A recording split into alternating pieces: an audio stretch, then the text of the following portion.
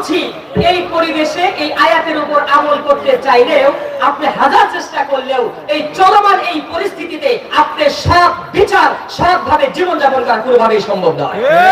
তাহলে সিস্টেমটা কি? আল্লাহ বলেন হুয়াল্লাযী আরসালা রাসূলাহু বিল হুদা ওয়া দীনিল হাক্কি লিইযহিরাহু আলাদ দীনি কুল্লিহি ওয়ালাউ কারিহাল মুশরিকুন। এই আয়াতে আল্লাহ তাআলা ঘোষণা করেন তোমাদের মধ্য থেকে একজন রাসূল আমি প্রেরণ করেছি, তোমাদের কোড লাইনের জন্য আমি পবিত্র কালামুল্লাহ শরীফ দিয়েছি, এবং তোমাদের জন্য যে ধর্ম দিয়েছি এই ধর্ম পৃথিবীর এই ৪৫০০ ধর্মের উপরে থাকবে।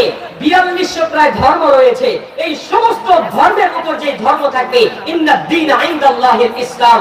সুতরাং গোটা পৃথিবীতে ইসলাম থাকবে, ইসলামী বিজয় থাকবে, ইসলামী খেলাফত ব্যবস্থা থাকবে, ইসলামের বিজয় কামনা করবে। এটা মুমিনের চেতনা হবে। যদি এটা না মানে আল্লাহ বলেন যে এই চেতনা যদি না মানে ওয়ালাউ কারিহাল মুশরিকুন, তাহলে ওই ব্যক্তি হবে মুশরিক। ওই ব্যক্তি কি হবে? এবার আমার কথা বুঝে থাকলে বলুন, আল্লাহর জমিনে আল্লাহর দ্বীন বিজয়, আল্লাহর জমিনে আল্লাহর হুকুম বিজয় করা, বাস্তবায়ন করা, এটা কার হুকুম? আল্লাহ। নামাজ যেমনি ফরজ, আল্লাহর বিধান বাস্তবায়ন করা এটাও তেমন ফরজ।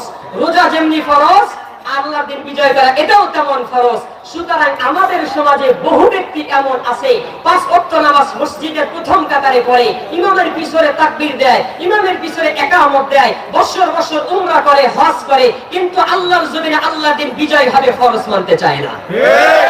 সুতরাং আমার কথা বুঝে থাকলে বলুন, সমস্ত